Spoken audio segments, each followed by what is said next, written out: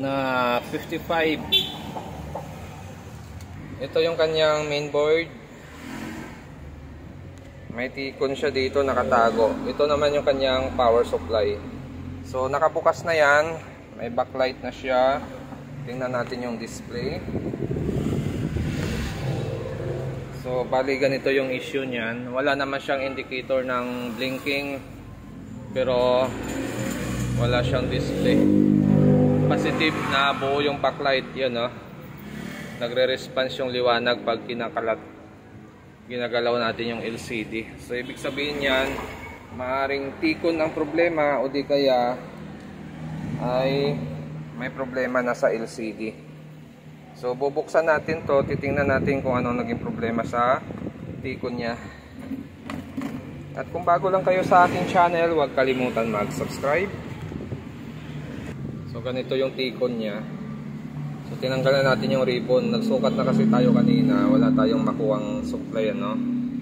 So try ngayon natin, tinanggal natin yung tikon niya. So wala pa rin tayo masukat na supply. Tingnan natin yung B+ natin. Okay, may 12 siya. So ito yung bone natin. So wala tayong masukat. 0.2 lang ang nasukat natin. Ito 0.7, 12 volts, 3.3.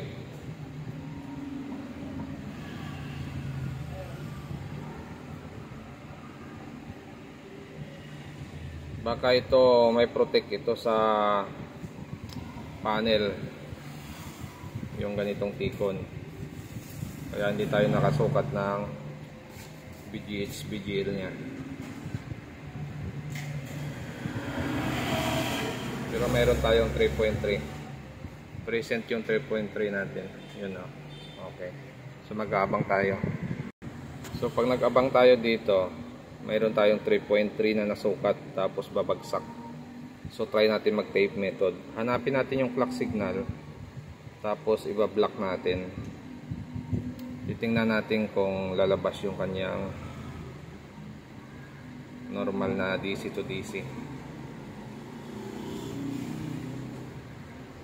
So ito yung data natin.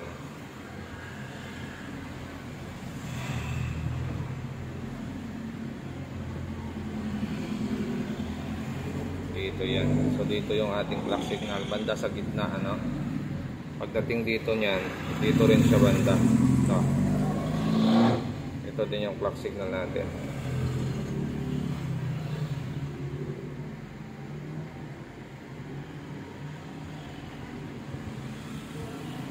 So nag-block tayo dito. Yan na, binlock natin. Tapos tingnan natin to. Mayroon siya 27, no. So ibig sabihin may protect ito. Pag wala yung panel nito, nagpo-protect yung ating DC to DC. So tingnan natin kung may display. Ayun na, may display siya. Okay pa, no? Mabigat lang. So okay pa, may display siya. So ngayon gagawin natin dyan, itatama natin yung tinape natin kung saan talaga yung sentro ng clock signal natin. Kagaya nito, yung clock 1 to clock BB4. Yan. So itatama natin yan dito, kasi ito nag-try muna tayo mag-block. So tingnan nyo naman yung binlock natin ng lapad, di ba? Para lang matrace natin kung saan yung problema.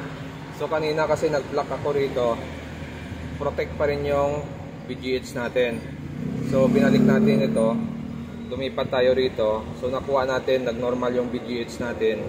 Positive na dito yung problema.